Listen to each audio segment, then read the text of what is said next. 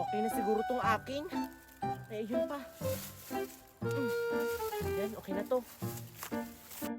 Ayan, ang dami ko nang nakuha. Puno na yung supot ko. Oy, Nicole! Tama na siguro tong mga nakuha nating malunggay. Oo nga, puno na rin yung sakin, no?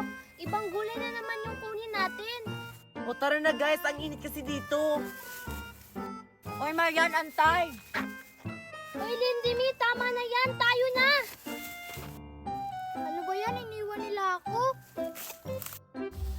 Oy, guys, sakto! May pangalawang gulay na tayong kukunin. Ayun, oh! Gulay ba yan, Queenie? Oo, Marian! Gulay yan! Ano bang tawag sa gulay na yan, Queenie? Hindi ko kasi alam kung anong gulay na yan. Hindi pa kasi kami nakakain ng gulay na yan.